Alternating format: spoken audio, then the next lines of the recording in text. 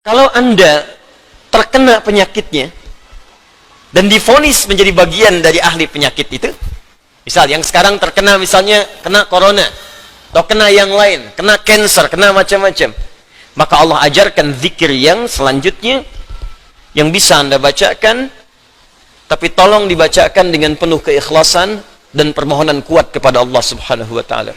Saya akan gabungkan 3 surah sekaligus. Insya Allah kalau Anda bacakan dengan benar, di situ ada janji dari Allah, seperti Allah janjikan kepada Nabi Ayub, penyakit apapun selain kematian, Allah akan berkenan menyembuhkannya. Pertama, saya urutkan dulu dari urutan ayatnya. Quran surah ke-17. Quran surah 17 Al-Isra. Ayat 82. Sudah? Ayat 82.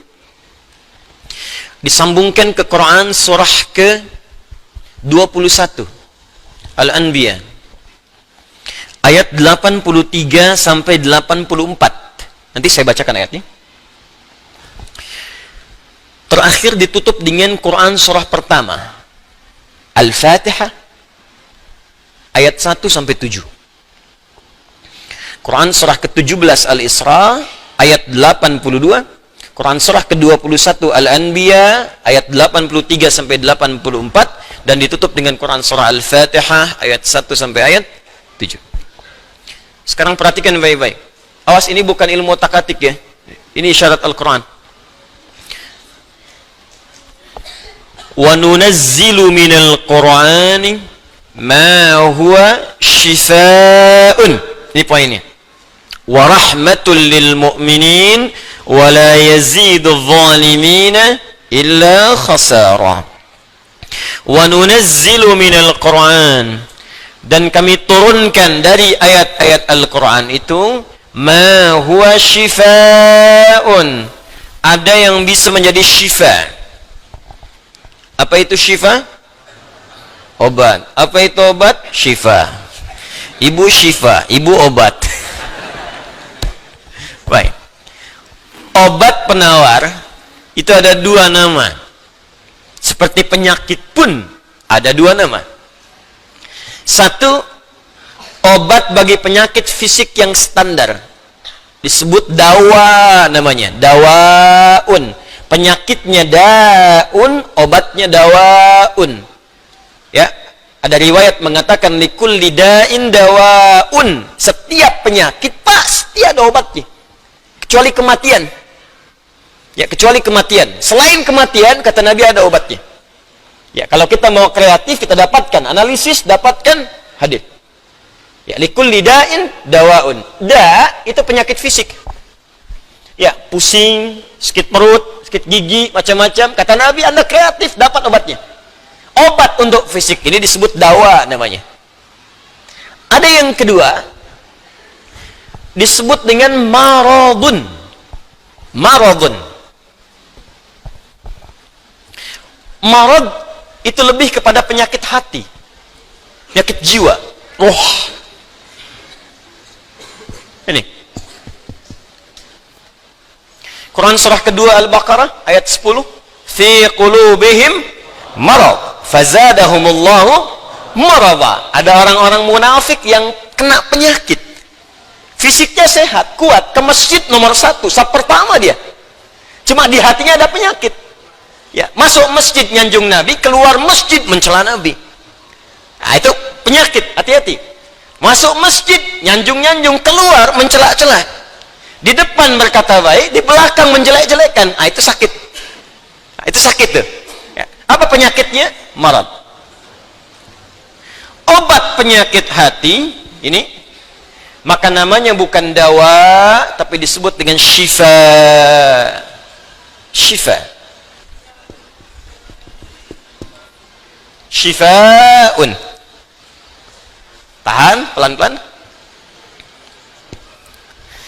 Jikalau ada orang iri hati, orang dengki, mohon maaf, orang terkena penyakit hati yang lainnya, maka obatnya tidak akan pernah ditemukan di apotek atau di rumah sakit tertentu.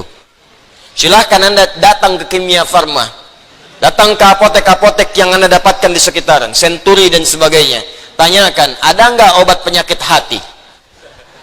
Ada nggak obat iri hati? Ada nggak obat dengki? Nggak akan ditemukan. Kenapa? Karena mereka khusus menangani penyakit-penyakit fisikal, disebut dengan daun. Tapi kalau syifa, maka ini erat kaitannya dengan penyakit yang pertama ini, penyakit hati. Di mana ditemukannya? Kata Allah, wa nunazzilu minal Qur'an. Solusinya ada dalam Al-Quran. Maka nanti Allah turunkan beberapa amalan-amalan yang saat dikerjakan amalan itu bisa menghikis, menyembuhkan, bahkan menghilangkan penyakit-penyakit hati. Cari ayatnya. Maka Anda akan temukan kalimat-kalimat dalam Al-Quran, ayat-ayat bimbingan. Ini obat untuk menghilangkan malas. Ini obat untuk menghilangkan iri hati. Bahkan ini mencegah penyakit dengki. Kalau ada orang sekitaran dengki dengan kita, bacakan ayat ini. Turun surah Al-Falaq. Kalau ada orang munafik, bacakan surat yang ini. Kalau ada orang ini, bacakan surat yang ini. Nah, pencegahan-pencegahannya, obatnya ditemukan bagiannya di Al-Quran. Tapi syifa juga memiliki makna yang kedua. Dia adalah obat bagi penyakit fisik yang sudah sulit ditemukan obat dan penawarnya. Kalau dokter sudah mengatakan, sudah ini nggak ada obatnya, ini belum ditemukan penawarnya, maka Allah turunkan kemudian beberapa ayat dalam Al-Quran berupa zikir-zikir tertentu yang kalau dilakukan dengan benar, maka melahirkan penawar yang tidak ditemukan secara fisikal. Apa diantaranya? Yuk kita bacakan Quran surah ke-21 Al-Anbiya ayat ke-83 sampai 84. Kenal Nabi Ayub? Bagus. Ada yang kenal di sini. Baik.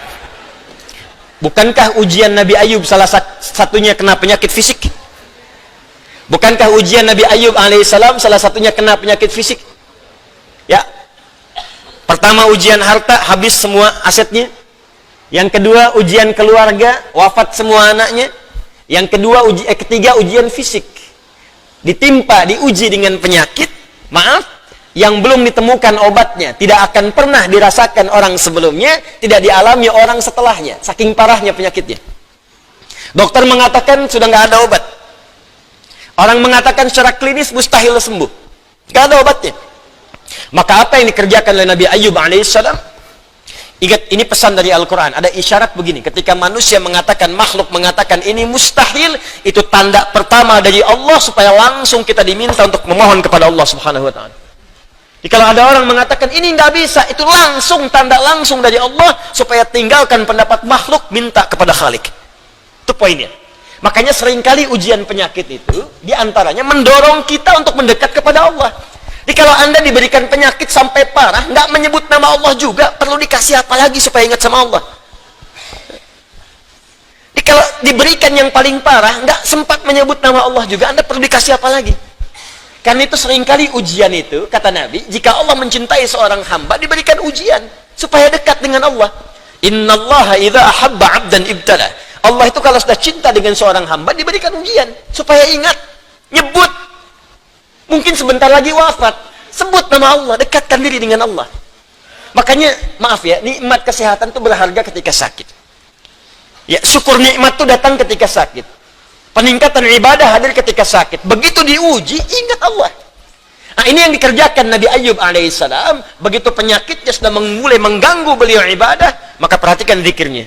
Amalkan ini, bacakan dengan penuh ketulusan. Wa ayyuba, dan kami buka kisah Ayub alaihi salam, idnada rabbahu anni massani yadurru wa anta arhamur rahimin. Ini zikirnya. Anni massani yadurru wa anta arhamur rahimin. Anda boleh bacakan dari sini. Ya, anni massani yadurru wa anta arhamur rahimin. Allahumma anni massani yadurru wa anta arhamur rahimin. Allahumma anni massani yadurru wa anta arhamur rahimin. Dalam tahajud Anda mohon kepada Allah. Yang divonis misalnya matanya sulit sembuh, yang divonis misalnya ini penyakit gak mungkin sembuh, yang divonis cancer macam-macam, minta Allahumma anni massani yadurru wa anta arhamur rahimin. Ya Allah, penyakit ini sudah mulai mengganggu saya untuk bisa fokus ibadah kepadamu. Ini kuncinya. Jadi kalau bacakan ayat ini, arahkan ke kepentingan ibadah, jangan cuma minta sembuh. Sebab yang pengen sembuh pun banyak. Jangankan Anda, yang lain pun pengen sembuh. Apa motivasinya supaya Allah cepat sembuhkan kita? Maka dekatkan kesembuhan itu pada kepentingan ibadah. Minta, ya Allah saya pengen sholat. Berikan kesembuhan pada kaki saya untuk bisa melangkah. Ya. Ini peserta karantina Al-Quran, mungkin sebentar lagi akan datang kisahnya. Ada salah satu matanya yang nggak berfungsi. Divonis nggak bisa melihat. Nggak bisa melihat salah satunya. Dia ikut karantina. Dia baca Quran dengan tulus, dia berdoa kepada Allah. Sekitar 2-3 hari yang lalu, tiba-tiba dia masuk kamar mandi, dapat cahaya, terbuka, melihat semua. Sekarang matanya bisa melihat normal dua-duanya. Minta, Allahumma anni masanni yadur wa anta arhamur rahimin. Sebentar.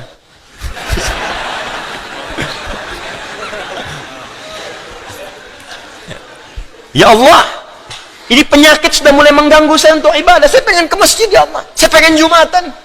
Saya pengen jamaah ya Allah. Cuman karena ini saya nggak bisa lagi jamaah. Bukankah engkau menyukai hambamu yang jamaah ya Allah? Bukankah engkau menyukai hambamu yang sholat bersama ya Allah? Bukankah engkau menyukai zikir ya Allah yang kau dengar setiap waktu ya Allah? Wa anta arhamur rahimin, sedangkan engkau yang paling sayang padaku. Kalau yang paling sayang saja tidak engkau sembuhkan, lantas kepada siapa lagi aku mohon dan meminta? Kalau kepada yang paling sayang saja tidak menyembuhkan, kepada siapa lagi aku mesti meminta? Anda tahu apa jawabannya? Fastajabna lahu fakashafna ma bihi min dhurrin wa atainahu ahlahu wa mithlahu ma'ahum rahmatan min indina, ujungnya wa dzikra lil abidin. Kata Allah, kalau ada orang yang mengamalkan zikir ini seperti Ayub mengerjakannya, aku akan sembuhkan penyakitnya, hilangkan semua kesulitannya, bahkan aku kembalikan aset-aset yang dirasakan hilang. Anda biaya keluar sekian juta, puluhan juta, miliaran dibalikin oleh Allah, seperti Allah mengembalikan Ayub dan anak-anaknya plus aset-asetnya. Anaknya meninggal 12, sembuh kembali, istrinya hamil lagi. Setiap hamil, lahiran kembar, lahiran kembar. Lahiran sampai 12 kali, anak 24. Aset balik semuanya. Terakhir, bacakan surah Al-Fatihah dengan benar, karena Al-Fatihah disebut langsung juga oleh Nabi sallallahu alaihi wasallam sebagai syifa. Sebagai syifa. Seperti pernah kepala suku saya kisahkan di pertemuan awal, tersengat kala jengking dan medis mengatakan tidak mungkin sembuh, diruqyah kemudian dibacakan itu dan Allah berikan kesembuhan. Wallahu a'lam bishawab.